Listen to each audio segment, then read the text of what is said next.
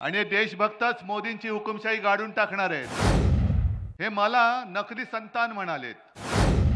कोणी महिलेवरती अत्याचार केला तर जिथल्या तिथे त्याचे हातपाय तोडायचे, मग तो रांजाचा पाटील असेल नंतर आणखीन कोणी असेल। जमलेल्या माझ्या तमाम देशभक्त बांधवांनो, भगिनींनो आणि मातांनो, मी नेहमी माझ्या भाषणाची सुरुवात जमलेल्या माझ्या तमाम हिंदू बांधवांनो, भगिनींनो आणि मातांनो अशी करतो। पण ही देशाची निवडणूक आहे आणि देश वाचवायचा आहे, म्हणून मी देशभक्त बांधवांनो, भगिनींनो आणि मातांनो अशी केली। आता काही जण त्याच्यावरनं टीका करतायत। बघा, यांच्या भाषणाच्या सुरुवातीतला हिंदू शब्द गेला। अरे काय हिंदू देशभक्त नाही असं तुम्हाला म्हणायचंय काय? हे सगळे देशभक्त आहेत माझे, आणि हे देशभक्तच मोदींची हुकुमशाही गाडून टाकणार आहेत। विषय अनेक आहेत, किती विषयावरती किती बोलायचं, पण काही गोष्टी आवर्जून बोलणं भाग आहे। जो उल्लेख संजय राऊत आपण केलात, आज आपले मोदीजी सुद्धा नाशिकमध्ये होते। आता त्यांना खरंच मला असं वाटतं एवढा ताण पडलाय मनावर, मध्ये कोणीतरी सांगितलं की ते झोपतच नाही। आता झोपले नाही किंवा झोप अपुरी झाली तर असं डॉक्टर सांगतात की मेंदूवरती परिणाम होतो आणि लोक काही वेळेला भ्रमिष्ठासारखे बोलायला लागतात। मोदीजी, तुम्हाला कदाचित कल्पना नसेल की स्वतः हिंदू हृदय सम्राट शिवसेना प्रमुखांनी शिवसेनेची जबाबदारी माझ्यावरती सोपवली, तरी देखील काही पावटे माहिती आहेत ना काय असतात, त्याच्या आधी एक शब्द जोडतात पण मला जोडायचा नाही। पावट्याचा गुणधर्म तुम्हाला माहिती आहे। हे पावटे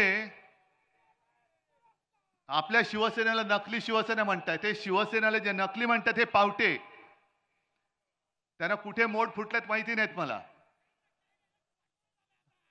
आणि इथपर्यंत मजल गेले की हिंदू हृदय सम्राटांचा मी पुत्र,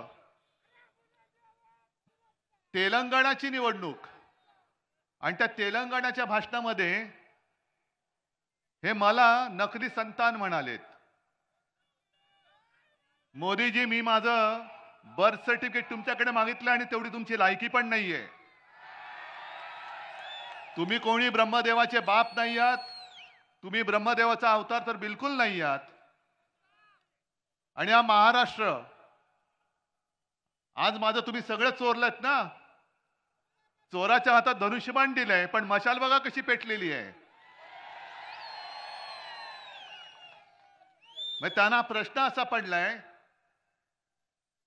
की संपूर्णपणे देशाची फौज मोदींकडे आहे, भाजपची सगळी तीनपाटापासून मोठी भांडी कुंडी वाजणारी ही त्यांच्याकडे आहेत, तरी सुद्धा उद्धव ठाकरे ते घाबरतात, कारण तुमच्या रूपाने माझ्या भोवती जे एक शिवसेना प्रमुखांचे आणि माझ्या माचं जे आशीर्वादाचं कवच आहे, हे मोदी तुम्ही काय तुमच्या कित्येक पिढ्या राजकारणात, मी बोलतो, मी वैयक्तिक कोणाचं काढत नाही, कारण राजकारणामध्ये भाजपला पोरच होत नाहीत आणि म्हणून त्यांना सगळी नकली संतानं म्हणजे आपल्याकडचे सुद्धा गद्दार मांडीवरती घ्यावे लागलेत।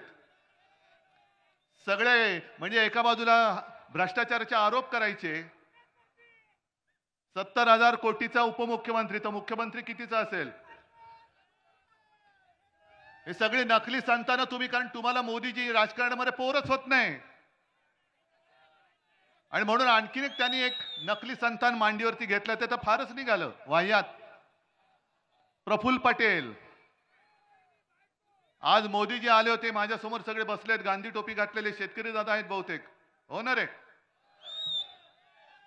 मी काल महाराजांचा जिरेटोप, आज माझ्या शेतकऱ्याची गांधी टोपी। रोज टोप्या बदलणारा माणूस हा देशाचा पंतप्रधान पाहिजे तुम्हाला? आणि प्रफुल्ल पटेलला सांगतोय की पटेल, तुम्ही वाटेल त्याच्या डोक्यात माझ्या महाराजांचा जिरोटोप घालू नका. जरी तुम्ही प्रफुल्ल पटेल असलात तरी महाराष्ट्र तुम्हाला आपटेल. आणि कोणाच्या डोक्यावरती ठेवता तुम्ही? मोदींच्या. काय पात्रता काय त्यांची माझ्या महाराजांच्या बरोबरी करायची? कुठे आहे त्यांची जरा तरी पात्रता आहे? जे आमचे छत्रपती शिवाजी महाराज ज्यांना आम्ही दैवत मानतो, त्यांचं राज्य कसं चालत होतं? कोणी महिलेवरती अत्याचार केला तर जिथल्या तिथे त्याचे हातपाय तोडायचे. मग तो रांजाचा पाटील असेल तर आणखीन कोणी असेल. आणि मोदी काय करतायत? एक तर मणिपूरमध्ये महिलांची कशी धिंड निघाली तुम्हाला माहिती आहे? तिकडे जातच नाही, जायची हिंमत नाही ना मोदींची ना त्या शहांची. म्हणजे जिथे माझे छत्रपती शिवाजी महाराज महिलांचा कोणी अपमान केला, महिलेवरती कोणी अत्याचार केला तरी त्याचा शिरच्छेद करायचे. मोदी तुम्ही तर जाऊ शकत नाही. तुम्ही महाराजांच्या जिरे टोपाला हात काय त्याचं दर्शन सुद्धा घेण्याची तुमची पात्रता नाहीये. बरं, मोदी कोणाचा प्रचार करतात?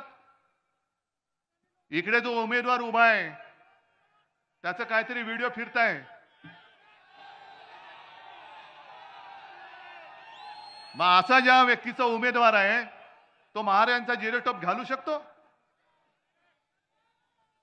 कर्नाटकामध्ये तो प्रज्वल रेवण्णा, नाव ऐकलं असेल तुम्ही, बलात्कार करणारा माणूस, महिलांवरती अत्याचार करतानाचे व्हिडिओ काढणारा माणूस.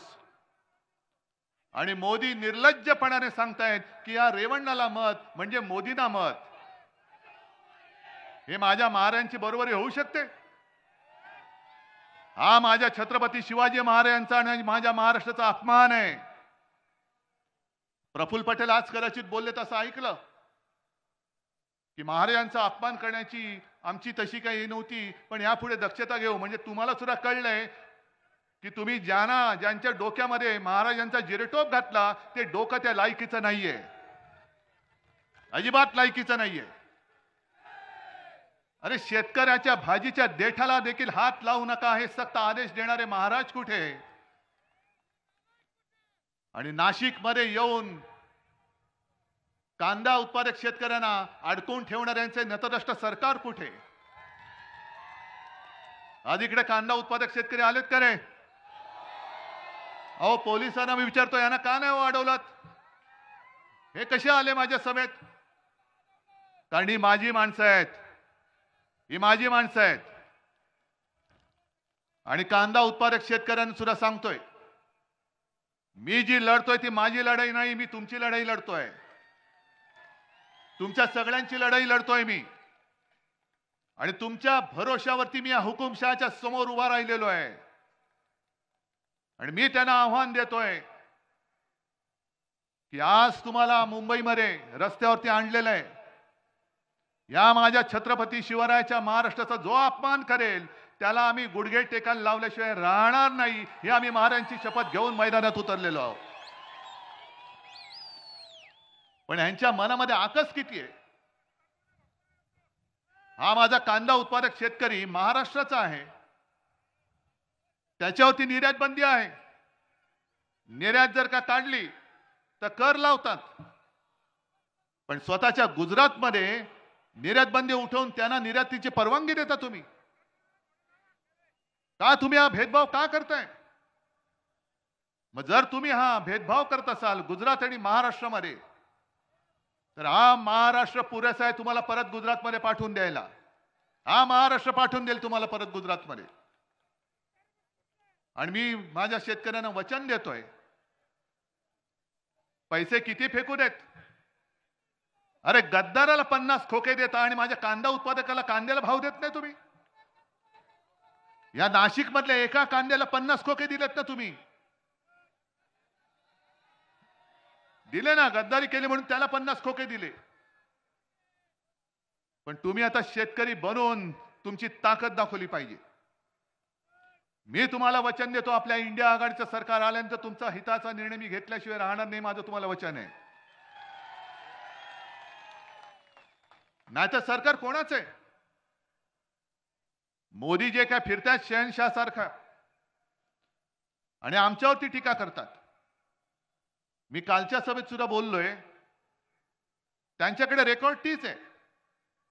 जसं पूर्वी ते ग्रामोफोन मध्ये रेकॉर्ड अडकायची, तशी मोदींची पिन अडकले, रेकॉर्ड पुढे सरकत नाही. घराणेशाही घराणेशाही घराणेशाही.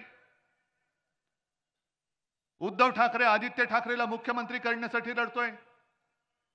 शरद पवार सुप्रिया सुळेला मुख्यमंत्री करण्यासाठी लढतायत. अहो निदान आम्ही आमच्या मुलांसाठी लढतोय आणि मुख्यमंत्री करायचं नाही ते जनता ठरवेल. पण तुम्ही स्वतः किती वेळेला नवरदेव बनून बोल्यावर चढणार ते पहिले सांगा. प्रत्येक वेळेला निवडणूक आली का मोदी बाबा तयार, मुंडवळ्या लावून मीच तिकडे पाठवरती चढणार. दुसरे आमचे आहेच, पुन्हा येईन पुन्हा येईन. मुख्यमंत्री होतो, चपरासी झालो तरी चालेल, पण मी पुन्हा येईन.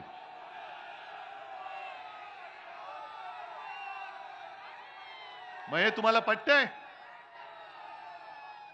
मग आमच्याकडे तुम्ही बोट दाखवता काय आम्ही घराणेशाही केली. आणि मला तर मोदींना मी आज जाहीर आव्हानच देतोय, परत देतोय. मोदी तुम्ही वंशावळ घेऊन या. गेल्या 7 पिढ्यांची मी माझी घेऊन येतो. माझे वडील कोण, माझे आजोबा कोण, आजोबांचे वडील कोण, त्यांचे वडील कोण, त्यांनी काय काय महाराष्ट्रासाठी केले, मी काय करतोय, माझा मुलगा काय करतोय. मोदीजी तुम्ही तुमची वंशावळ घेऊन या आणि दाखवा, एकदा खरी काहीतरी दाखवा. नकली डिग्री सारखी नकली वंशावळ घेऊन येऊ नका. कधीतरी सांगता तुम्ही रेल्वे स्टेशनवरती चहा विकत होतात, कधीतरी सांगता हिमालयामध्ये गेलो होतो, कधीतरी सांगता बांगलादेशच्या स्वातंत्र्य युद्धात होते. वाटेल ते जे तोंडात येईल ते थापा मारतायत. पण आता मात्र आम्ही तुम्हाला थारा देणार नाही, अजिबात देणार नाही. कारण गेल्या 2 वेळेला 14 आणि 19ला आमचीच चूक होती आणि मी त्याच्यासाठी पूर्ण महाराष्ट्राची माफी मागतोय, तुमची सुद्धा मागतो. कारण 19 साली आणि 14 साली मी चालू होतो मोदींना मत द्या सांगायला. ही मोठी चूक झाली. कारण ह्यांच्या मनामध्ये जे विष आहे, हे विष आता बाहेर पडलेलं आहे. ज्या पद्धतीने त्यांनी माझा घात करण्याचा प्रयत्न केला, सोन्यासारखी माझी शिवसेना, छत्रपतींचा पवित्र भगवा, मोदी तुम्ही त्या भगव्याला कलंक लावलेला, गद्दारीचा कलंक लावलेला आहे. आणि याचा पुरावा या मिंद्यांनीच दिलेला आहे. गेल्या आठवड्यामध्ये मिंद्यांनी त्यांच्या कार्यकर्त्यांसमोर बोलताना सांगितलं,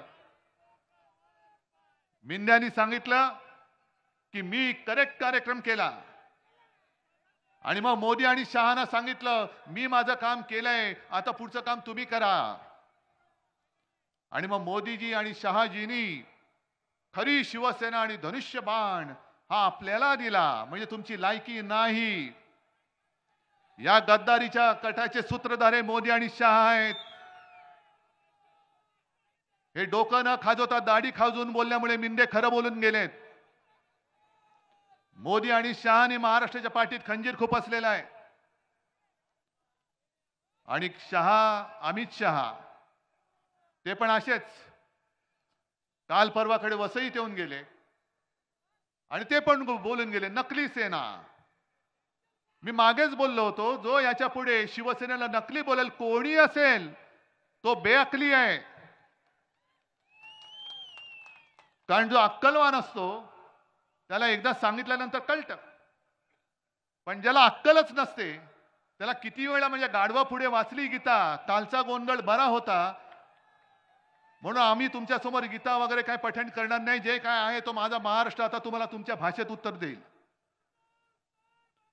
मी 22 जानेवारीला सुद्धा आलो होतो. 23 जानेवारीला इकडे सभा झाली होती. मला विचारतात अमित शहा 370 कलम काढलं काश्मीर मधलं, त्याच्याबद्दल उद्धव ठाकरेंचं काय मत आहे. अहो 370 कलम काढायला आम्ही सुद्धा पाठिंबा दिला ना, जाहीर पाठिंबा दिला. पण तुम्ही खरंच 370 कलम काढलेत का? 370 कलम काढल्यानंतर काश्मीर शांत झालंय का?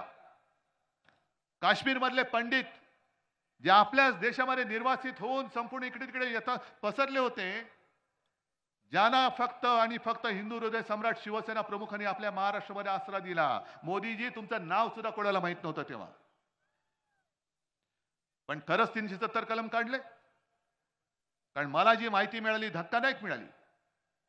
गेल्या आठवड्यामध्ये बाजूला म्हणजे जळगावमध्ये माझी सभा होती आणि त्या सभेमध्ये आपले वकील असीम सरोदे होते आणि असीम सरोदेनी एक कायदेशीर मुद्दा मांडला आणि त्यांनी सांगितलं की 370 कलम काढलेलं नाही, ते काढण्यासाठी जी एक वैधानिक प्रक्रिया करावी लागते विधानसभेच्या मार्फत ती केलेलीच नाहीये.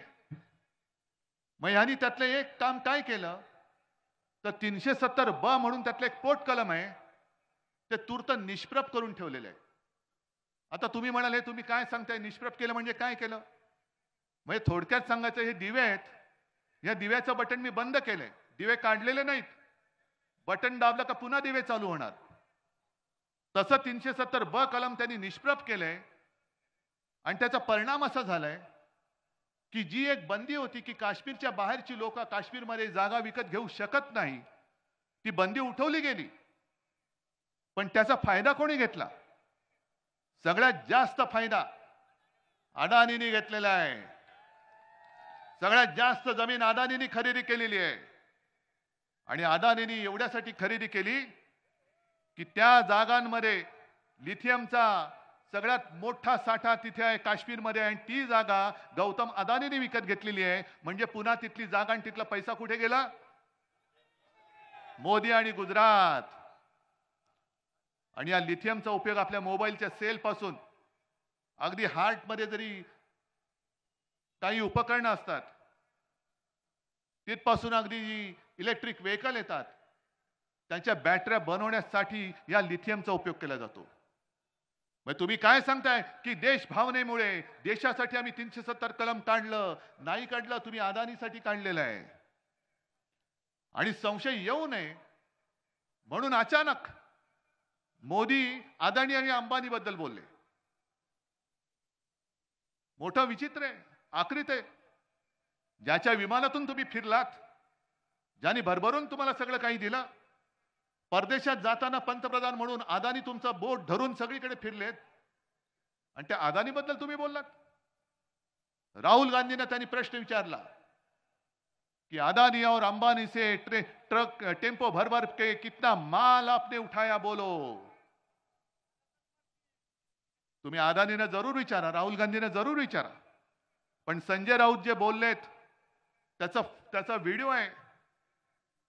घटनाबाह्य मुख्यमंत्र्याच्या हेलिकॉप्टरमधनं बॅगा भरभरून माल कुठून उतरला त्याचं मोदीजी पहिलं उत्तर द्या.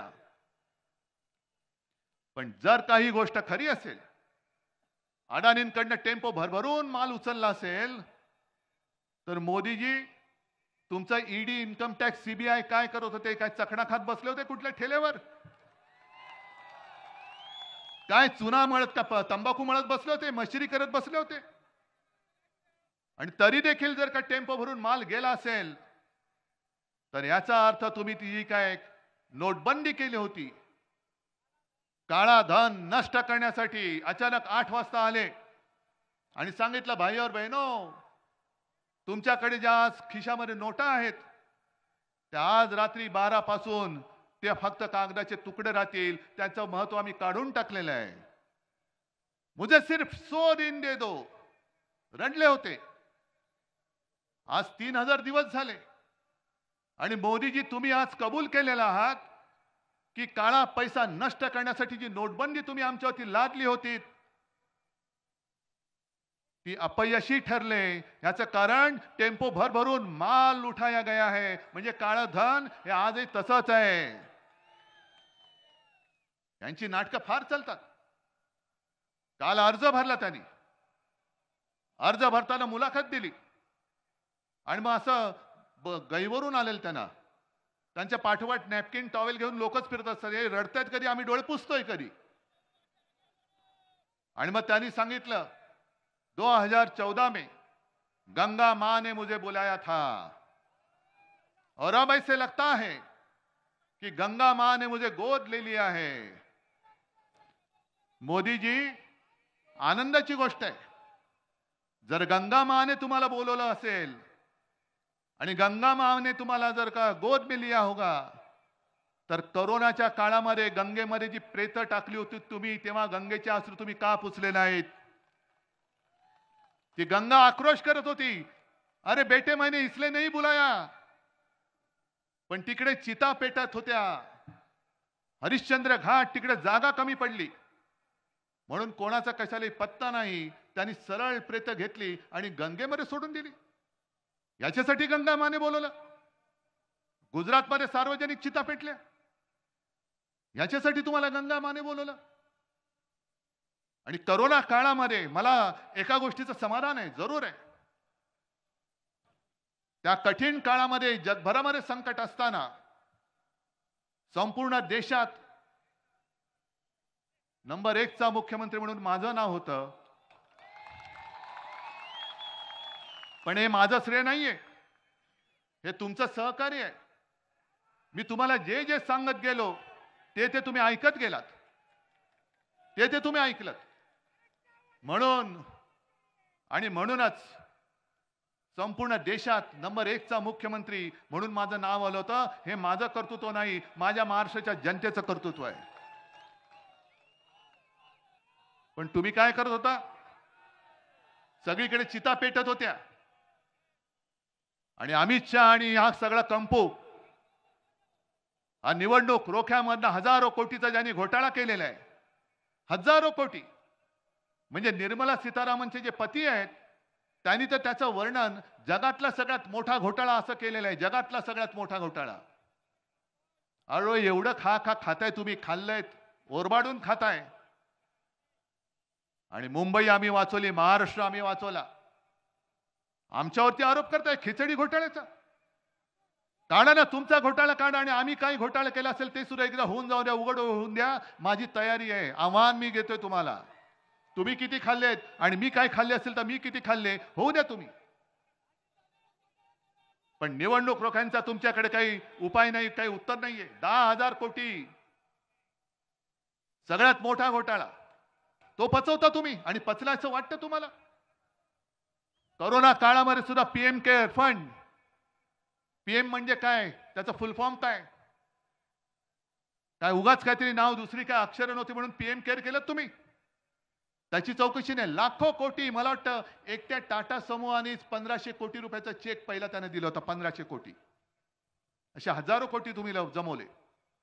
इथले सुद्धा तुमचे जे आहेत भाजपवाले, भाकड जनता पक्षवाले, यांनी सुद्धा महाराष्ट्र सरकारला पैसे नाही दिले, तुमच्या पीएम केअर फंडाला पैसे दिले, पण त्याचा हिशोब कोणी मागायचा नाही।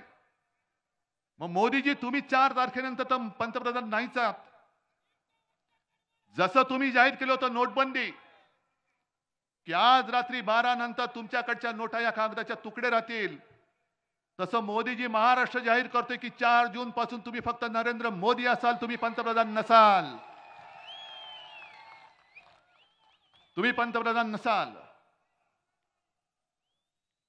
आणि तुम्ही पंतप्रधान नसल्यानंतर मग पीएम केअर फंड कोण हाताळणार ते पहिले सांगा। अरविंद केजरीवालनी एक चांगला मुद्दा उपस्थित केलाय आणि मला खरंच काळजी आहे, भाजपची काळजी आहे, कारण कोणे एकेकाळी तो आपल्या सोबती होता। मोदीजींनीच जाहीर केलेलं की 75 वर्षानंतर कोणी राजकारणात राहता कामा नये। मोदीजी, मला भाजपची चिंता का वाटते, कारण तुम्ही पंतप्रधान तर आता होतच नाही आहात, पण आणखीन 2 वर्षानंतर जेव्हा तुम्ही झोळी लटकावून निघून जाल तेव्हा तुमच्या भाजपवाल्यांची काय हालत होईल। म्हणजे तुम्ही आज जे बोललात की नकली सेना आणि राष्ट्रवादी, नकली राष्ट्रवादी ही काँग्रेसमध्ये विलीन होईल, अहो 30 वर्ष तुमच्या सोबत राहून तुमच्याकडनं दगाफटका खाऊन सुद्धा जो भाजपमध्ये आम्ही नाही गेलो तर काँग्रेसमध्ये कसे जाणार? पण माझी मला चिंता नाहीये, माझ्यासोबत हे जोपर्यंत जमलेले आहेत माझ्या आशीर्वादाचे सगळं कवच, तोपर्यंत माझ्या शिवसेनेला कोणापासूनही धोका नाहीये। पण मोदीजी, तुम्ही तुमच्या भाजपाची चिंता करा। ज्या वेळेला तुम्ही आम्हाला विचारता इंडिया आघाडीकडे चेहरे किती आहेत, दरवर्षी एक आम्ही पंतप्रधान देऊ. अहो निदान आमच्याकडे चेहरे आहेत, तुमच्याकडे तर चेहराच नाहीये. तुम्ही आता पंतप्रधान नसाल आणि 2 वर्षानंतर भाजपची हालत काय होईल ती बघा. 5 तारखेलाच अर्धा अधिक भाजपा फुटल्याशिवाय राहणार नाही. ते तर जाणारच ज्यूस.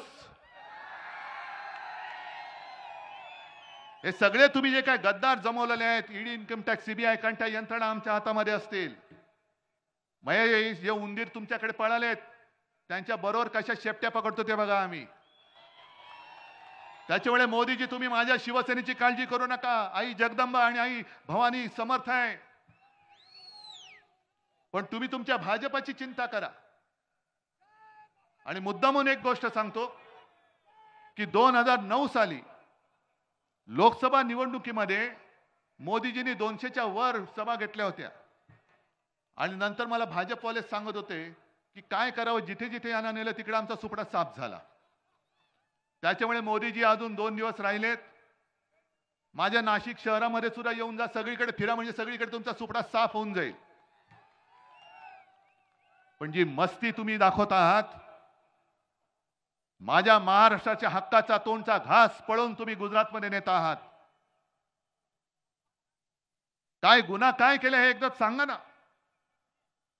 मी मगाशी जे तुम्हाला सांगत होतो की गेल्या 2 वेळेला महाराष्ट्राने भरभरून 40च्या वरती खासदार तुम्हाला दिले.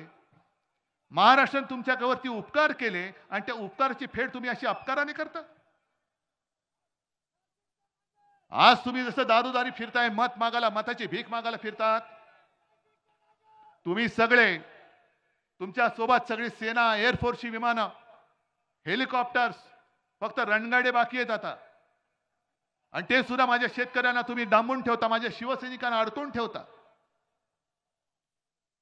मग एवढं सगळं असून तुम्हाला मतांची भीक मागावी लागते. आणि मग तुम्ही विचार करा, तुम्ही जी गेली 10 वर्ष माझ्या या महाराष्ट्राला फसवलं, संपूर्ण देशाला फसवलं. 2 कोटी लोकांना आम्ही रोजगार देऊ, एकाला तरी रोजगार मिळालाय? आणि हे सगळे सुशिक्षित आहेत, काही शिकलेले नसतील. पण तुम्ही जसे फिरतायत तसे हे नाही फिरू शकत. यांच्याकडे बुलेट प्रूफ सोडा, यांच्याकडे सायकल सुद्धा नसेल कदाचित. हे नोकरीसाठी वणवण फिरतायत, दारोदारी हिंडतायत, त्यांचे जोडे जिसतायत. तुम्हाला मत दिल्यानंतर यांना असं वाटलं होतं की आपल्याला आता नोकरी मिळेल, कोणी नोकरीला उभं करत नाही.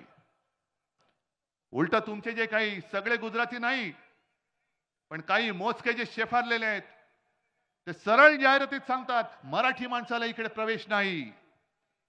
ही मस्ती महाराष्ट्राने सहन करायची? या सगळ्या दमदाट्या आम्ही आमच्या घरामध्ये सहन करायच्या? अरे घेऊन जा ना, जसे आमचे उद्योग नेले तसे मस्तवाल जे तुमचे आहेत चमचे, त्यांना सुद्धा घेऊन जा तिकडे. आणि प्रफुल्ल पटेलला मी सुद्धा सांगतोय की छत्रपतींनी सुरत लुटली होती स्वराज्यासाठी, आणि हे सुरतेचे 2 बोके छत्रपतींचा महाराष्ट्र लुटतायत. आम्ही तर त्यांना मत काही किंमत पण देत नाही. पण प्रफुल्ल पटेल, तुम्हाला महाराजांचा इतिहास शिकावा लागेल. आणि मोदीजींना सांगतोय की तुम्ही बाळासाहेब बाळासाहेब बोलताय, एक तर तुम्ही हिंदू हृदय सम्राट बोलायला शिका. कारण या देशात एकमेव हिंदू हृदय सम्राट झाले ते म्हणजे आपले शिवसेना प्रमुख बाळासाहेब ठाकरे. हे तुमच्यासारखे नकली विश्वगुरू नव्हते, तुमच्यासारखे नकली डिग्री घेऊन फिरणारे नव्हते.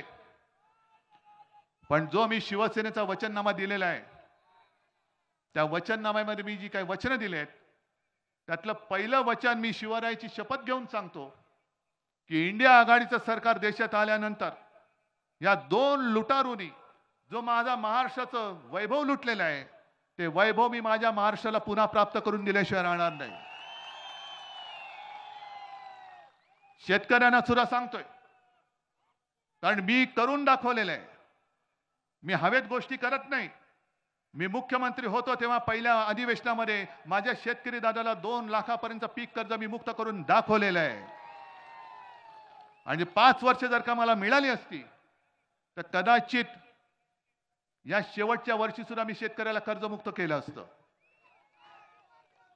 पण शेतकऱ्यांनो, तुम्हाला तुमचा हमी भाव काढा ना. तुम्ही महाराष्ट्रामध्ये इतरत्र सगळीकडे विचारा, कुठे कुठे जे जे पीक येतं, कापूस येतो, सोयाबीन येतं, तूर असेल, आणखीन काय असेल, महाविकास आघाडीच्या वेळेला काय भाव मिळत होता आणि आज किती मिळतोय काढा तुम्ही.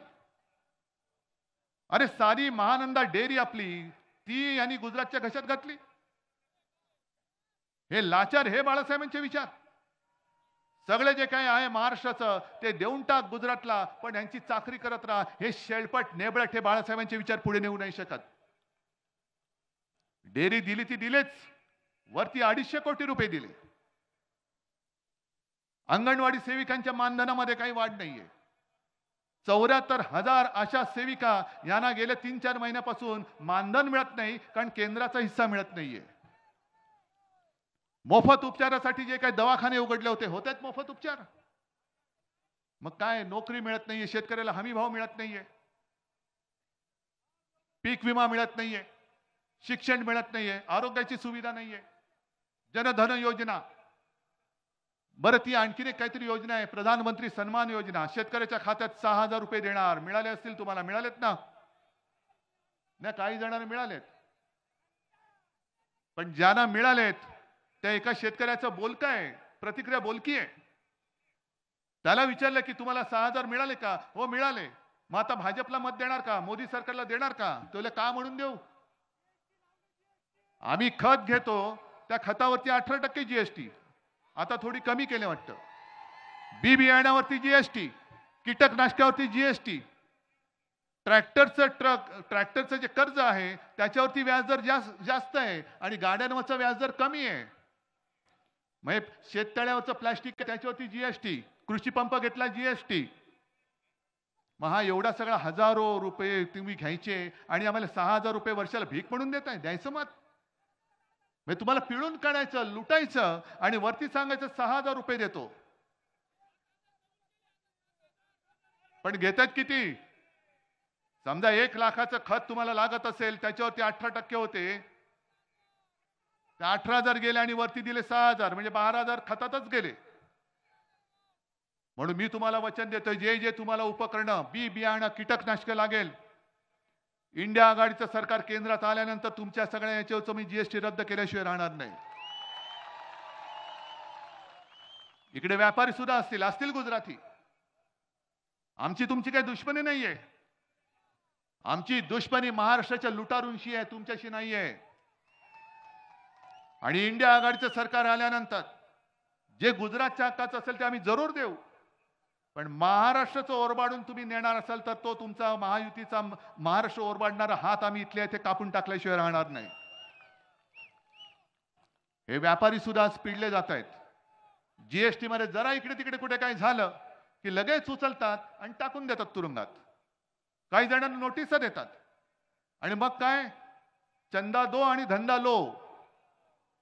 जे निवडणूक रोख्यांच्या बाबतीत केलं, अनेक अशा कंपन्या ज्यांच्यावरती धाडी टाकल्या आणि त्यांनी निवडणूक रोखे दिल्यानंतर क्लीन चिट, जसं अजितदादाला केलं, अशोक चव्हाणांना केलं, सगळ्यांनाच करतायत. म्हणजे मोदी गॅरंटी काय आहे कि आप भ्रष्टाचार करो और भाजपा में आ जाओ, क्लीन चिट मेरी गॅरंटी आहे. आणि मी काही जणांना बोलतोय सभेमध्ये, लोकांना पटतंय. म्हणजे यांचे जे काही चेले चपाटे आहेत, हे पूर्वी किंवा आत्ता सुद्धा आपल्याकडे गल्लीबोळामध्ये घंटा गाडी येते ना, कचरा क्लीन करायला येते की नाही? कचरा गाडी येते ना, कचरा करायला, गोळा करायला. तशी भाजपची गाडी फिरते. कोण भ्रष्टाचारी आहेत घ्या इकडे, घ्या. मग सगळे एकत्र करून घेऊन जातात. मग त्यांना विचारतात, हा क्या है बोलो, इसका कितना घोटाला है? इसका 5 करोड़ का है. चल लात मारून हाकलून दे, 5 कोटीचा काय घोटाळा है? इसका कितना है? इसका भाई 50 कोटी का है, जरा थोड़ा बाजू में रखो. इसका कितना है? 100 कोटी, थोड़ा इधर लो. इसका कितना है? 70,000. अरे इसको तो उपमुख्यमंत्री बनाओ. म्हणजे तुम्ही भ्रष्टाचार मुक्त भारत करायला निघाला होतात. मोदीजी, तुम्ही भ्रष्टाचार मुक्त सगळे विरोधी पक्ष करून टाकले. काय पाळी आले तुमच्यावरती?